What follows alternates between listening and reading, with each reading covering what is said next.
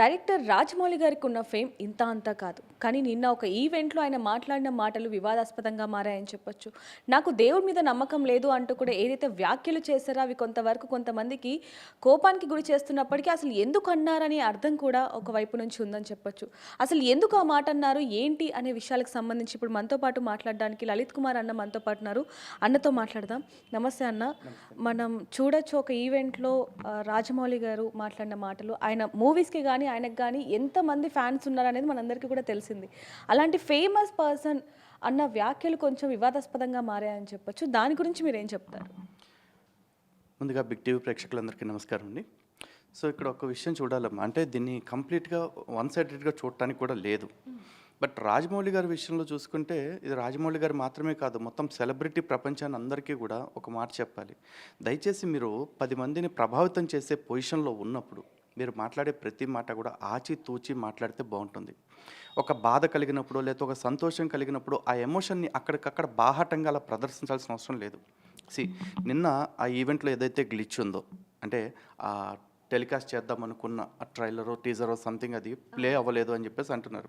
దానికి రీజన్ ఎవరు? ఆంజనేయ స్వామి కాదు కదా. ఇప్పుడు ఈయన సినిమా హిట్ అయిన ప్రతిసారి ఆంజనేయ స్వామి వల్లే నా సినిమా హిట్ అయింది, ఆంజనేయ స్వామి అయితే ఇప్పుడు కాపాడాడు అని చెప్పాడా? లేదు కదా. ఈయన ఫెయిల్యూర్ వల్ల ఒక చిన్న గ్లిచ్ వస్తే ఆంజనేయ స్వామి ఇదేనా చేసేది అని అడిగాను అంటున్నాడు. అన్నిటికీ దేవుడు చేస్తాడని మీరు నమ్ముతున్నారా? ఫస్ట్ లేదుగా. మీరు నేను దేవుడినే నమ్మట్లేదు అని చెప్పేసి చెప్పారు. కాకపోతే ఈ స్టేట్మెంట్ 100% తప్పు అంటాను. ఇంత మాత్రం దానికి రాజమౌళి గారి మీద కక్ష కట్టేసి కత్తి కట్టేసి ఈ సినిమా ఫ్లాప్ చేయాలి, సినిమా నాశనం చేయాలి, బాయ్కాట్లు, ఎలాంటి స్టేట్మెంట్ను కూడా మనం యాక్సెప్ట్ చేయలేము. కారణం ఏంటంటే రాజమౌళి గారు నాస్తికుడు అనే మాట ఇప్పుడు కొత్తగా చెప్పింది కాదు, గతంలో కూడా చాలాసార్లు చెప్పారు ఆయన. నాస్తికత్వం అనేది అంత తప్పుడు మాట, బూతు మాట ఏం కాదుగా. సనాతన ధర్మంలో ఉన్న అనేక సంప్రదాయాల్లో నాస్తికత్వం అనేది కూడా ఒకటి. అంటే దేవుణ్ణి నమ్మకపోవటం కూడా ఒక మార్గం ఉంది దానిలో. దేవుణ్ణి నమ్మకపోయినా సరే మంచిగా బ్రతికితే చాలు అనుకుంటారు. అదే ఇప్పుడు కొంతమంది నాస్తికులు ఉంటారు, ఆ బాబు లేవలేనోడు ఒకడు, ఈ బైర్గాడు ఒకడు, ఇట్లాంటి బేవర్స్గాళ్ళు ఉంటారు. అలాంటి లుచ్చాగాళ్ళని ఖచ్చితంగా మేము విమర్శిస్తాం. బట్ రాజమౌళి స్వతహాగా నాస్తికుడైనా ఏ రోజు ఇప్పుడు దాకా తను తీసిన సినిమాల్లో ఎక్కడా కూడా సనాతన ధర్మాన్ని కించపరిచే వ్యాఖ్యలు చేయలేదు సినిమాల్లో అయితే. కానీ నేరుగా మేము హిందువులు అని చెప్పుకుంటూ కూడా సనాతన ధర్మాన్ని కించపరుస్తూ సినిమాలు తీసిన వాళ్ళు ఇంతమంది ఉన్నారు. వాళ్ళతో పోలిస్తే రాజమౌళి బెటర్ క్యాండిడేట్. అండ్ మరో నిన్న ఆ స్టేజ్ మీద కూడా నేను స్వతహాగా నాకు దేవుడు అంటే పెద్ద నమ్మకం లేదు అన్నారు. దేవుడిని నమ్మటం ఒక భావన ఎలాగో, దేవుడిని నమ్మకుండా ఉండటం కూడా ఒక భావన, ఒక స్వేచ్ఛ. భారత రాజ్యాంగంలోని ఆర్టికల్ 25 నమ్మే వాళ్ళకి ఎంత స్వేచ్ఛ ఇచ్చిందో, నమ్మనోడు కూడా నీకు నమ్మను అనే విషయాన్ని ప్రకటించుకోవచ్చు. బట్ ఆ స్టేజ్ మీద తను నాకు రామాయణ మహాభారతాలు అంటే చాలా ఇష్టం అనే మాట కూడా చెప్పారు. ఇది మనం వదిలిపెట్టడానికి లేదు. కానీ కేవలం నాకు దేవుడు అంటే పడదన్న ఒకే కారణంగా సినిమా బాయ్కాట్ అంటే కొన్ని 100 కోట్లు పెడుతుంది ఇక్కడ రాజమౌళి గారు కాదు, ప్రొడ్యూసర్ కేఎల్ నారాయణ గారు. కేఎల్ నారాయణ గారి బ్యానర్ పేరేంటి? శ్రీ దుర్గా ఆర్ట్స్. ఆయన అందులో దుర్గమ్మ తల్లి ఫోటో కూడా పెట్టుంచారు. అంటే ఆయన ఆస్తికుడేగా. అండ్ రాజమౌళి గారు స్వయంగా చెప్పిన మాట, ఈ కథ రాసింది రాజమౌళి గారి తండ్రి విజేంద్ర ప్రసాద్ గారు. ఆయన ఆంజనేయ స్వామి భక్తుడు, ఆంజనేయ స్వామి నాతో ఈ కథ రాయించారు అన్న విషయం కూడా చెప్పారు. ఇది రాజమౌళి గారే చెప్పారు. అలాగే రాజమౌళి గారు తన భార్య రమ గారు కూడా ఆంజనేయ స్వామిని ఒక స్నేహితుల్లాగా ఫీల్ అవుతారు అని చెప్పారు. మరి ఇంతమంది ఆస్తికులు వర్క్ చేస్తే ఒక్క రాజమౌళి ఇచ్చిన ఒక్క స్టేట్మెంట్ కారణంగా సినిమాల్లో హిందుత్వాన్ని కించపరిచే అంశాలు ఉన్నాయో లేవో ఇంకేమీ పరిశీలించకుండా సినిమా బాయ్కాట్ అంటూ కూర్చున్నాం అనుకోండి. అదేదో జోక్ ఒకటి ఉంది, ధర్మవరపు సుబ్రహ్మణ్యం గారు పెదరాయుడు లాగా కూర్చుని ఉంటారు. వాళ్ళ ఇంటికి వచ్చినప్పుడు అడుగుతారు, ఏంటి పెదరాయుడు గారు ఊరు బయట ఉంటున్నారు అని అడిగితే, ఇది ఊరు కాదు, ఇది ఊరు బయట కాదమ్మా, ఇదే అసలు ఊరు, ఈయన అందరినీ వెలేసి అది ఊరైంది, ఈయన ఒంటరి అయ్యాడంటారు. ఇప్పుడు హిందువులు కూడా ప్రతిదానికి బాయ్కాట్ అనుకుంటూ వెళ్ళారనుకోండి, హిందూ సమాజంలో అంతో ఇంతో హిందుత్వాన్ని కించపరచకుండా సినిమాలు తీస్తున్న వాళ్ళు ఎవరైతే ఉన్నారో వాళ్ళు కూడా తగ్గిపోతారు. ఆ పరిస్థితి రాకుండా ఉండాలంటే కాస్త బాధ్యతగా మనం కూడా ఉండాలి. పెద్ద వాటిని కాకపోయినా కనీసం చిన్న తప్పుల్ని క్షమించే సిచ్యువేషన్ కనుక హిందుత్వంలో లేకపోతే హిందువులే ఒంటరి అయిపోయే ప్రమాదం ఉంది. అన్న ఇక్కడ మీరు అన్నట్టుగానే ఆయన కేవలం నాకు దేవుడు అంటే నమ్మకం లేదు అన్న ఒకే ఒక పదం వాడారు. కానీ ఆ తర్వాత మా నాన్నగారు ఈ కథ రాశారు, ఆయనకి దేవుడు అంటే చాలా ఇష్టం అంటూ చెప్పారు. ఆయన తీసిన చాలా సినిమాల్లో మన హిందుత్వాన్ని ఇంకా చూపించారు. కానీ చాలామంది కేవలం నమ్మకం లేదు అన్న ఆ ఒక్క పదాన్ని వాడుకొని సినిమా మీద ప్రభావం చూపించటం, ఆయన రాబోయే సినిమాల మీద కూడా ఆయన మీద కూడా ఎంత ప్రభావితం పడుతుంది అనేది మనం చూస్తున్నాం. ఇలాంటి వాళ్ళకి మీరు ఏం చెప్తారు? ఒకటేనమ్మా, రాజమౌళి గారు దేవుడిని నమ్మను అని ప్రకటించారు. కానీ నేను దేవుడిని అవమానిస్తాను, హిందువులను అవమానిస్తాను, హిందూ గ్రంథాలని చిల్లరగా చూపిస్తాను సినిమాల్లో అని చెప్పి అన్నారా? లేదు. లేదుగా. అంతకు ముందేమో హిందుత్వం పేరుతోటి సినిమాలు తీసి హిందూ గ్రంథాలని రామాయణ మహాభారతాలని వక్రీకరిస్తూ సినిమాలు తీసిన వాళ్ళని సూపర్ స్టార్లని చేశారు, లేకపోతే వాళ్ళ సినిమాల్ని బ్రహ్మరథం పట్టారు. మరి అలాంటి సిచ్యువేషన్ ఎక్కడ రాజమౌళి గారు చేయలేదుగా. దో హీజ్ అన్ ఏథిస్ట్, ఆయన ఎక్కడా కూడా హిందుత్వాన్ని కించపరచల. ఇది ఒక్కటి చాలు మనకి. ఒకవేళ ఇప్పుడు ఈ వారణాసి సినిమాలో కూడా ఒకవేళ ఏదన్నా హిందుత్వాన్ని కించపరిచే సంఘటనలు ఉంటే ఖచ్చితంగా అప్పుడు రాజమౌళికైనా బుద్ధి చెప్తున్నారు. రాజమౌళి ఏమైనా దిగొచ్చారా? లేదుగా. బట్ యాజ్ ఆఫ్ నో ఇప్పటివరకు అయితే ఆయన సనాతన ధర్మాన్ని ఎక్కడ ఇబ్బందికర పరిస్థితులు క్రియేట్ చేయలేదు. మరి ఇప్పటి నుంచే బాయ్కట్ అంటూ వెళ్ళేయటం ఎందుకు?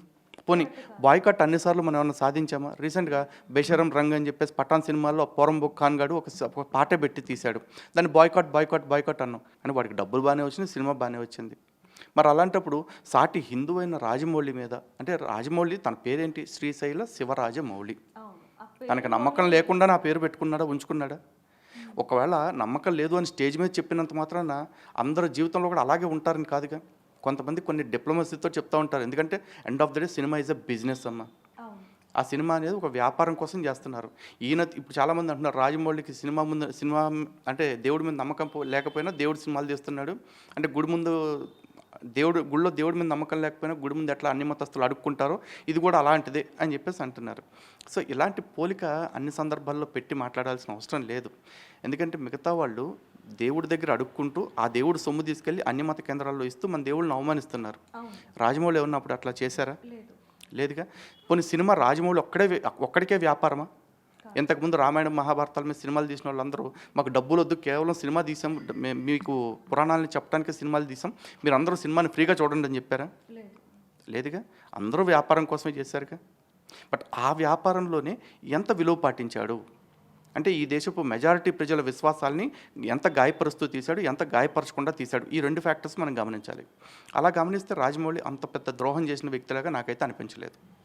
కానీ అంటే కొంతమంది దగ్గర నుంచి మనం చూసుకుంటే అంత పెద్ద పర్సన్, ఇప్పుడు కొంతమంది అంటే ఫేవరెట్ పర్సన్ అని చెప్పొచ్చు. ఆయనను చూసి చాలామంది నేర్చుకుంటారు, రోల్ మోడల్గా తీసుకుంటారు. అలాంటి వ్యక్తి ఈరోజు ఈ స్టేట్మెంట్ చేశారు కాబట్టి చాలామంది కూడా ఆయన్ని నమ్ముతూ ఈ విధంగా ఎందుకు వెళ్ళరు అనే వాళ్ళకి మీరు ఏం సమాధానం చెప్తారు? రాజమౌళి ఇప్పుడు చెప్పింది కదా మరి నాస్తికుడిని. కుబేరా సినిమా అప్పుడు చెప్పారు, అంతకుముందు ఒక టీవీ ఇంటర్వ్యూలో కూడా చెప్పారు, నేను నాస్తికుడిని, నేను దేవుడిని పెద్దగా నమ్మను అని చెప్పేసి అన్నారు. దేవుడిని నమ్మే రోజు ఆయనకు వస్తుందేమో బహుశా. ఇప్పుడు ఒకప్పుడు బెల్వమంగళుడు అనే వ్యక్తికి భగవంతుడి మీద నమ్మకం లేదు, భక్తి లేదు.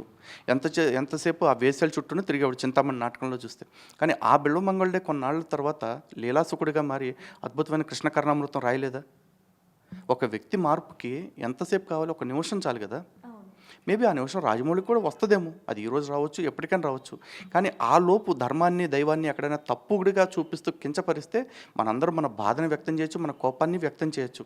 అండ్ ఇంకోటి అంటే నాకు కొంచెం బాధ కలిగేలా అడిగాను అన్న విషయం ఆయనే చెప్పాడు నిన్న స్టేజ్ మీద. బాధ కలిగినప్పుడు 100 అంటారమ్మా. ఇప్పుడు దాన్ని సనాతన ధర్మంలో, మిగతా మతాల్లో లేదేమో కానీ సనాతన ధర్మంలో నిందాస్తుతులు అని చెప్పేసి అంటారు. ఈరోజు భద్రాచలం ఆలయం కట్టిన తర్వాత రామదాస్ని ఖైదులో పడేస్తే రామదాస్ కూడా అన్నాడు, ఎవడబ్బ సొమ్మని కులుకుతూ తిరిగేవు రామచంద్ర అని చెప్పేసి అన్నాడు. ఎందుకన్నాడు? ఆ నిమిషానికి వచ్చిన కోపమే, అది ఆ తర్వాత ఉండదు. మళ్ళీ ఇప్పుడు ఆ క్లిచ్ సెట్ అయిపోయిన తర్వాత తనకే అదే అనిపించింది. సో భగవంతుడే యాక్సెప్ట్ చేయడానికి రెడీగా ఉన్నప్పుడు మనం క్షమించడం నేర్చుకోకపోతే మన ధర్మానికే హాని కలుగుద్ది. అదేదో కేవలం ఒక ఎమోషనల్గా వచ్చింది అంతే. ఆ నిమిషం ఆ ఫెయిల్యూర్ని తట్టుకోలేక, అంటే తను అంత ఏర్పాట్లు చేసి ఇది ఇట్లా పొయ్యింది అన్న బాధ, ఆ బాధలో వచ్చింది. బట్ అంత బాధలో కూడా ఎమోషన్స్ని అట్లా ఎగ్జిబిట్ చేయడానికి రాజమౌళి చిన్న స్థాయి వ్యక్తి కాదు, కొంచెం పెద్ద స్థాయికి వెళ్ళారు, ఇన్ఫ్లుయెన్సర్ ఆయన ఇప్పుడు సమాజంలో. అలాంటి వాళ్ళు ఆ ఎమోషన్స్ని కాస్త బ్యాలెన్స్ చేసుకుని మాట్లాడటం అనేది నేర్చుకుంటే ఇంకా బాగుంటుంది. ఆయన కీర్తికి కూడా అది ఇంకా మంచిది. సో చూస్తున్నాం కదా, ఏదైనప్పటికీ రాజమౌళి గారు అన్న ఉద్దేశం మాత్రం ఆ విధంగా కాదు అనేది మన అందరికీ కూడా తెలిసింది. ఎందుకంటే ఆయన ఎన్నో చిత్రాలలో హిందుత్వానికి సంబంధించి ఎటువంటి ఇబ్బందికరమైన సన్నివేశం కావచ్చు, లేకపోతే కించపరిచేలాగా ఎటువంటి సన్నివేశం కానీ డైలాగ్ కానీ ఏది కూడా లేదు. కేవలం అక్కడ జరిగిన ఆ పరిస్థితులని బట్టి ఆ విధంగా మాట్లాడేది తప్ప దీన్ని ఒక వ్యతిరేకంగా చూడాల్సిన పని అయితే లేదు అంటూ కూడా తెలుస్తుందని చెప్పొచ్చు. మరిన్ని వార్తల కోసం చూస్తూనే ఉండండి బిగ్ టీవీ. కెమెరామ్యాన్ పవన్తో రిపోర్టర్ దేవిక, హైదరాబాద్.